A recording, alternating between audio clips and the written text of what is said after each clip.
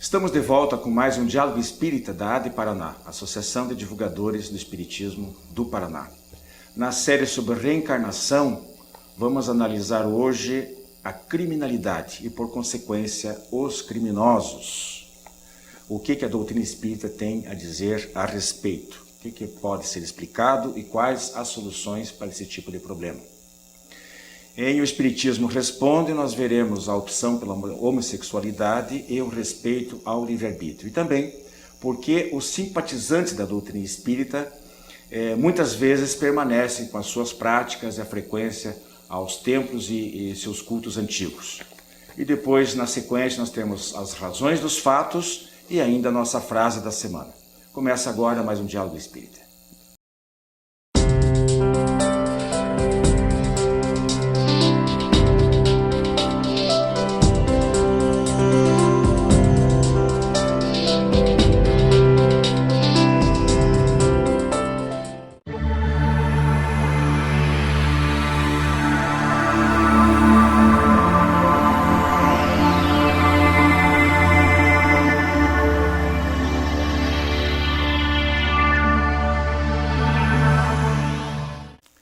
Prezados amigos, estamos começando mais um Diálogo Espírita.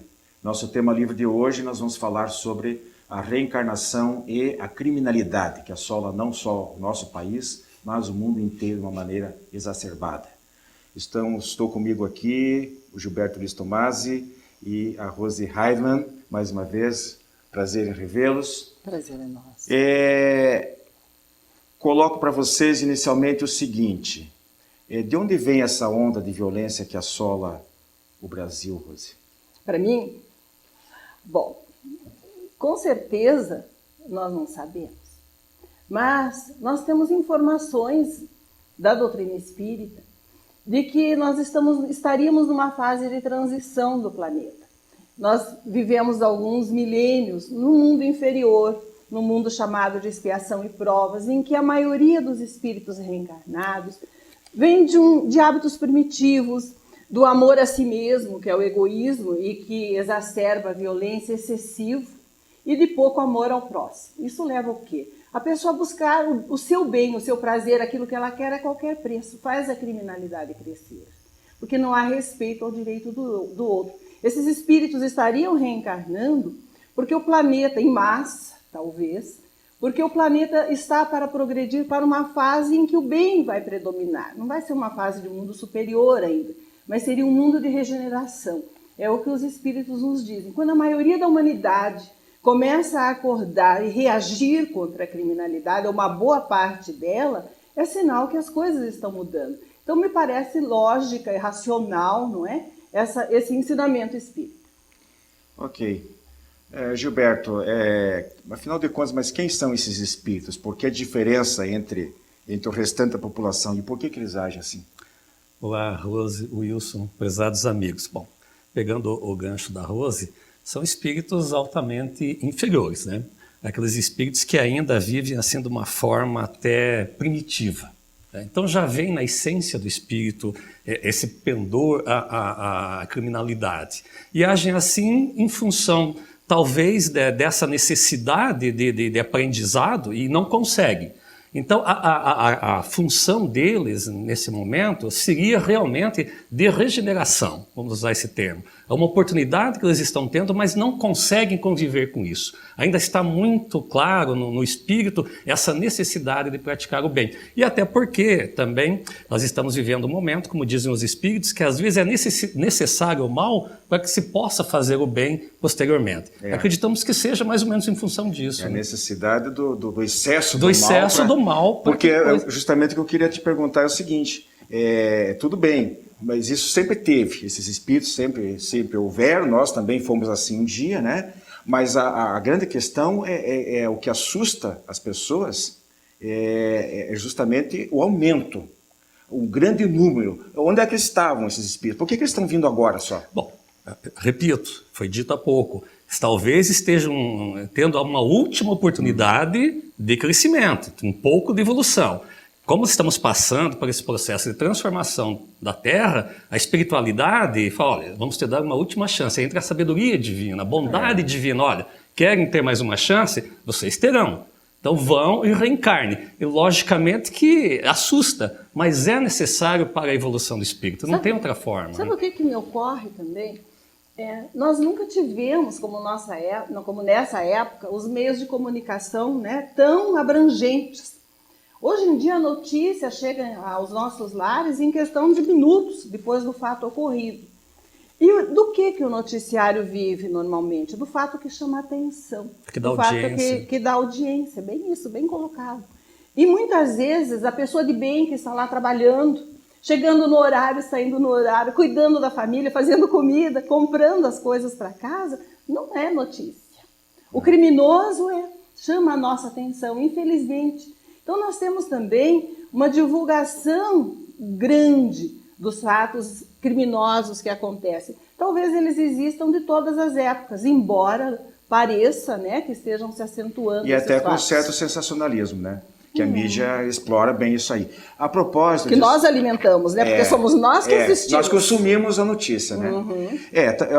Aqui a gente lembra do Evangelho segundo o Espiritismo, capítulo 11, item 14, diz o seguinte, ó, Deus permite que grandes criminosos estejam entre vós, a fim de que vos sirvam de ensinamento.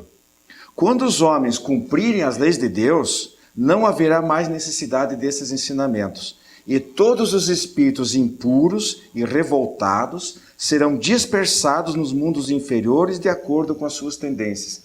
Muito interessante que é um achado lá do Evangelho, que eu já não lembrava bem, que fosse tão textual em relação ao que as próprias obras, o livro A Transição Planetária, do Divaldo Pereira Franco, nos traz esse tipo de informação, de que realmente parece que o umbral, abriram-se todas as portas do umbral para que esses espíritos reencarnassem. Irmãos nossos, diga-se de passagem. Mas por quê, né? Qual é o nosso papel nisso? É nossa obrigação moral fazermos a nossa parte. Temos que providenciar escola, educação, tudo que estiver ao nosso alcance, porque são nossos irmãos, espíritos como nós. Ainda alguns se debatem em experiências mais aflitivas, mais difíceis, mas eles estão destinados ao bem. Se houver uma chance de, com o nosso trabalho, né, nós conseguimos colaborar, porque quem somos nós para resgatar alguém, né? Mas conseguimos colaborar para que uma dessas pessoas, enquanto criança, enquanto na fase infantil ainda, desperte para a necessidade da autolimitação, da vinculação ao bem. Esse é o nosso papel. Mas é uma dificuldade nossa, né? Porque nós simplesmente não aceitamos, mesmo sabendo o porquê, as causas disso, como espíritas que somos, é muito complicado nós aceitarmos essa situação. Então, há que ter um conhecimento mais abrangente da situação, mas que isso não sirva como desculpa também para que não haja por parte do governo, das autoridades públicas para conter essa criminalidade. Eu queria, inclusive, aqui trazer alguns dados estatísticos que eu levantei muito interessantes. Mas antes de colocar isso aqui, eu só queria acrescentar, bem na esteira do teu raciocínio aí, que existe, evidente, a gente não nega os fatores sociais, a educação, a família, como fatores que, o ambiente como um todo, que favorecem ou não o aumento da criminalidade, ou a diminuição da criminalidade, ou a ausência dela, né?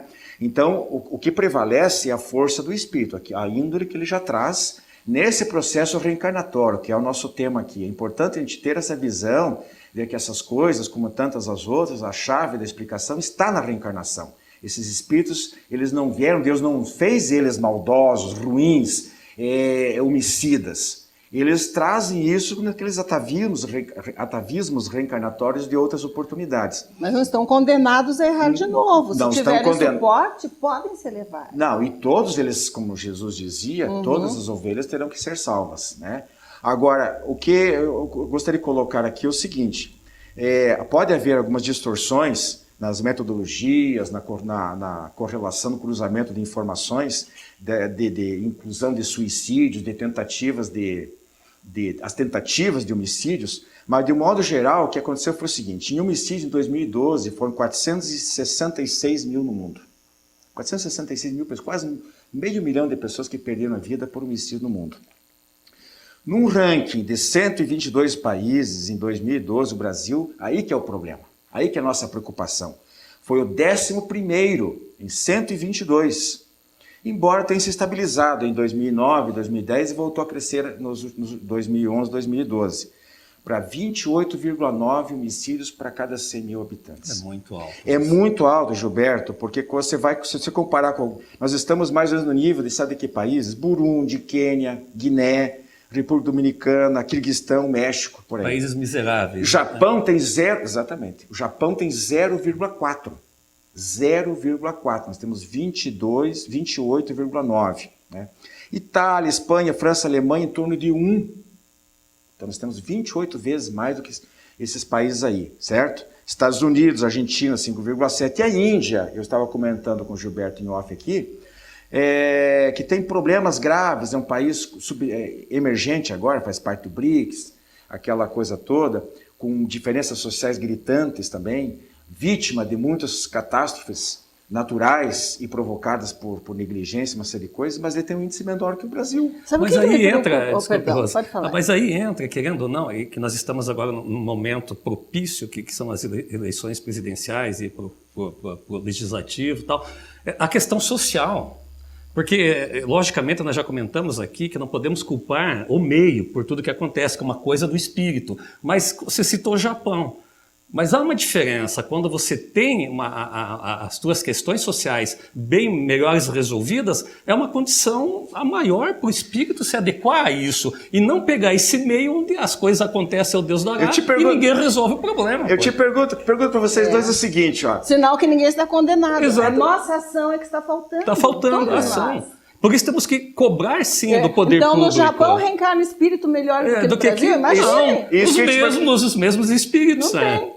Isso que eu ia perguntar. Será que os espíritos bons, por saber que as condições sociais do Japão são melhores, eles reencarnam lá? E aqui, como um país mais atrasado, os espíritos de um nível mais baixo... Sabe o que acontece no Brasil? São obrigados a reencarnar aqui? Nós fazemos o maior sacrifício para isolarmos os nossos filhos do meio que pode haver violência. Nós pagamos colégios caríssimos, se podemos, e isolamos lá. Nós não lutamos pela melhoria do ensino público. Nós não expomos a nossa família porque é perigoso, porque a formação não é igual. O ensino público pode ser maravilhoso. Eu fui aluna de escola pública. Era tão pobre que era bolsista de escola pública para ter uniforme. E além disso, Rose, tem o problema do Estado que ele reage quando acontece um problema de violência. Né? Talvez seja o caso do Japão. O que eu fico pensando não é nem a estatística. Eu fico pensando, gente, o que eu estou fazendo aqui? Tem mais de 200 bilhões de galáxias nesse nosso universo. A Terra é um planetinha. Como a Terra tem milhares de outros, ainda em nível inferior de expiação e provas.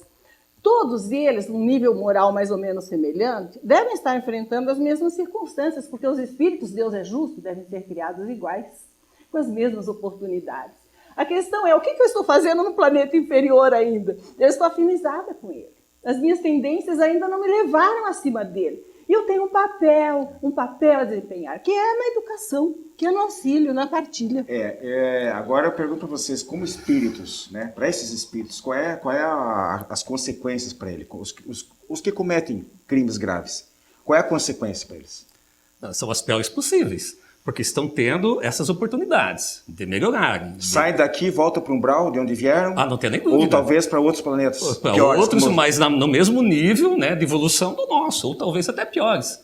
Né, porque venham a aprender, porque senão não faz sentido. O espírito nessa condição de evolução vem, pratica as piores barbaridades, vai voltar para o mesmo local. Né, em termos evolutivos, ou talvez num mundo até pior, porque existem mundos piores do que o nosso, né? Então, o pouquinho que aprenderam aqui, talvez vão ensinar num mundo mais primitivo do que o nosso. Mas não como castigo, né? Não, tudo é aprendizado. Consequência. Nós sabemos que reencarnamos dezenas, centenas de vezes. Então, nós provavelmente partilhamos esses atos. Nós já fomos pessoas, talvez, que roubaram, mataram. As nossas aflições pessoais, nossas doenças, nossas lutas familiares indicam que nós não somos espíritos quites com a lei. Então, nós estamos no mesmo barco. Nós não roubamos mais, não matamos, não extorquimos, mas temos uma responsabilidade em relação até ao nosso passado, de auxiliar quem ainda não se liberou desses hábitos. Uma responsabilidade social na educação, no atendimento à criança, na luta pela melhoria do nível de atendimento a que todos têm acesso. Deixa eu aproveitar, Wilson, em relação a isso, o que nós podemos fazer. Eu tenho, fazendo umas pesquisas, vejo que é interessante. Eu encontrei um artigo escrito em outubro de 2008 pelo nosso amigo Wilson Tchersky. Não sei se você lembra disso. Não comentei nada. A visão espírita, né, da violência. E lembra, Wilson, até eu vou ler aqui, ó, você comentou aqui o que nós podemos fazer então, que tem um sociólogo americano chamado John Laube, que ele diz aqui que alguns fatores que motivam então esse espírito a se melhorar seria uma ligação afetiva através do casamento ou com a identificação do trabalho e relaciona a educação à religião. Então, se esse espírito tiver alguém lhe dando apoio nesse sentido, talvez não totalmente, mas consiga fazer com que ele perceba que está agindo de forma errada. Como é que nós chegamos aqui? Né? Como é que nós estamos aqui? Nós estamos aqui porque nós tivemos acesso à informação. Alguém nos ajudou também. Alguém nos ajudou. Veja a importância do papel da família nisso. Eu só queria, para a gente fechar, que nós estamos em cima da hora, eu queria lembrar aqui que quando a gente abre o livro dos Espíritos em relação à pena de morte, os Espíritos recomendam o porquê de não partilharmos dessa ideia, né? E os Espíritos dizem assim, que Jesus, se fosse perguntado em relação à aplicação da pena de morte, inclusive por religiosos que matam em nome de Deus, em nome da religião, Jesus lamentaria e consideraria um doente a quem se deve estender a mão, aquele que é o criminoso, né? Então jamais Jesus condenaria a morte, porque não adianta, a morte não soluciona, é o que nós vimos. Vai para lá, reencarna, volta para cá, daqui para lá, de lá para cá, até um dia que, né? Então não é a solução. Então fica bem claro eu acho que é um consenso aqui em relação a essa situação aí, da importância de nós vermos nos nossos irmãos criminosos, ou melhor, nos criminosos, irmãos nossos, que têm o mesmo ponto de partida, o mesmo ponto de chegada, não um momento idêntico a todos, que isso é diverso para cada um, e do trabalho que cada um desenvolve, né? Então, nosso tempo, infelizmente, está expirado, nós continuaremos numa outra oportunidade. Até a próxima. Até a próxima.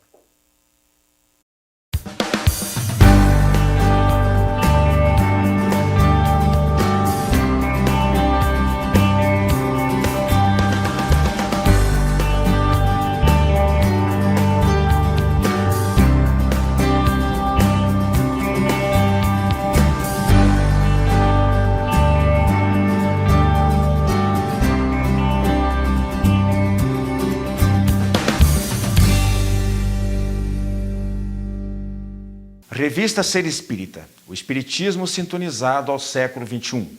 Os princípios fundamentais da doutrina espírita sob a ótica da filosofia, ciência e religião. Revista Ser Espírita, um novo olhar sobre a vida. Nesta edição, Allan Kardec, o cientista da reencarnação. Para adquirir as edições avulsas e encadernadas, visite o site www.serespirita.org.br. Você tem um familiar ou amigo com problemas de álcool ou drogas? Venha conhecer a comunidade psicossomática Nova Consciência em Capivari. Uma clínica com médico, psicólogo, terapeutas e especialistas no tratamento da dependência química. Atendemos pacientes do sexo masculino com período de recuperação de 4 a 6 meses para desintoxicação, terapia, conscientização e renovação de valores. Maiores informações, acesse comunidadenovaconsciência.com.br ou ligue 3491-7000 com Saulo ou Arnaldo. Você que é distribuidor ou administra uma livraria espírita, não pode deixar de conhecer os livros da Editora M de Capivari, São Paulo. São mais de 350 títulos com dezenas de campeões de vendas. Peça o catálogo e dê aos seus clientes a oportunidade de conhecer os excelentes livros da Editora M. Contatos pelo e-mail vendas@editoram.com.br ou telefone DDD 19 3497 7000.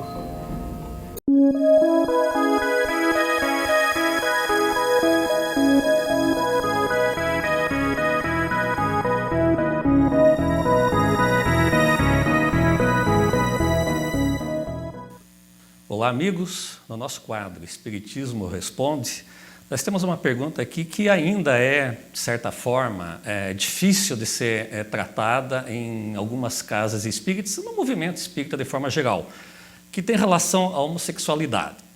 Então a pergunta é a seguinte: como viver a homossexualidade de conformidade com a doutrina espírita? Se a pessoa que viver essa experiência estará exercendo o seu livre-arbítrio? A resposta é lógico. Tudo que nós fazemos depende do nosso livre-arbítrio. Então, essa pessoa que assume ou vivencia a sua homossexualidade estará, sim, vivenciando o seu livre-arbítrio, assim como vivencia seu livre-arbítrio quando ama, quando perdoa, quando estuda, quando trabalha ou quando vive na inércia.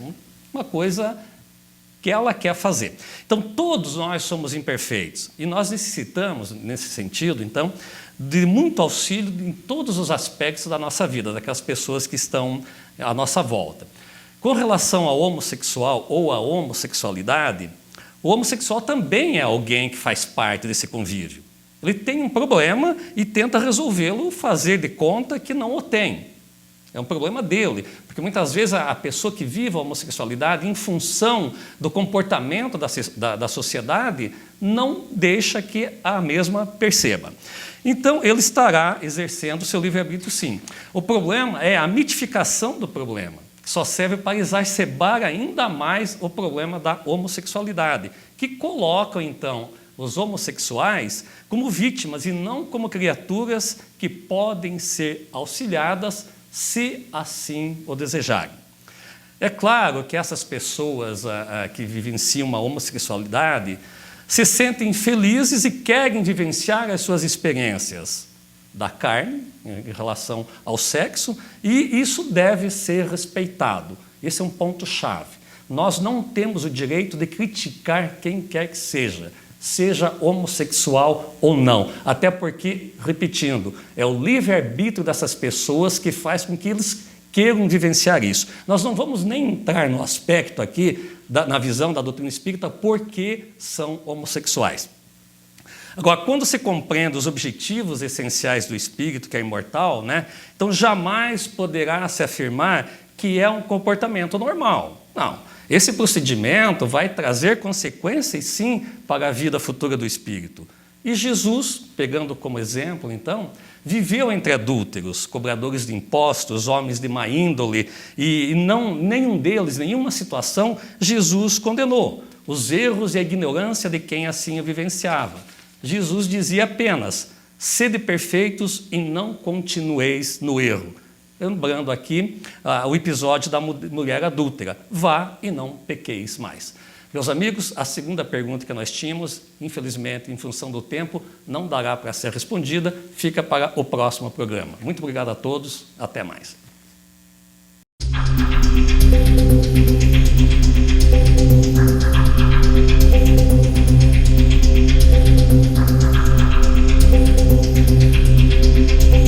Prezados amigos, nosso programa, nosso quadro As Razões dos Fatos, hoje nós vamos comentar sobre o acidente aéreo que vitimou o candidato à presidência da República, Eduardo Campos.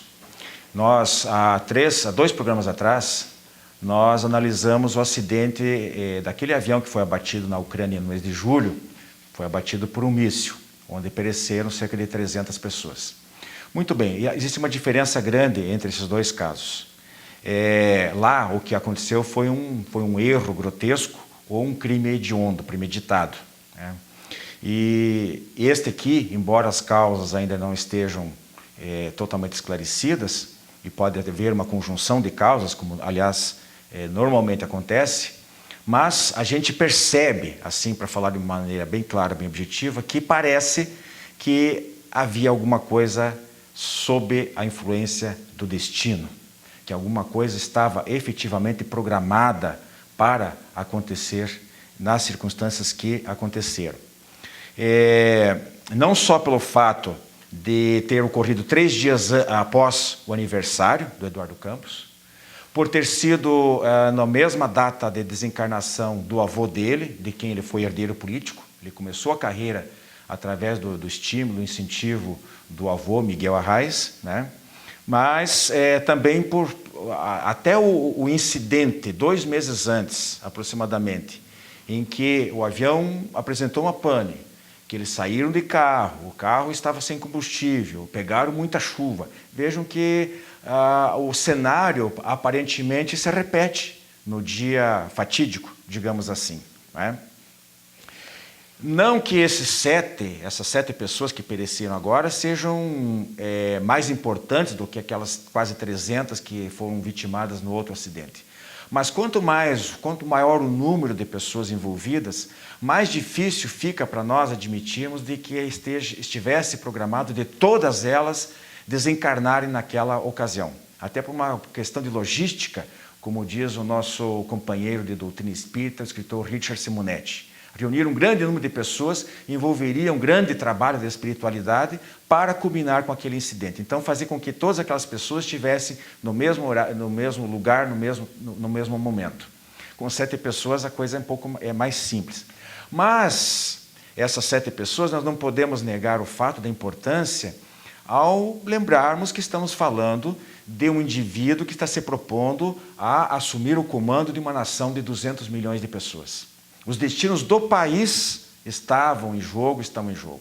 As consequências disso nós só veremos depois das eleições de outubro.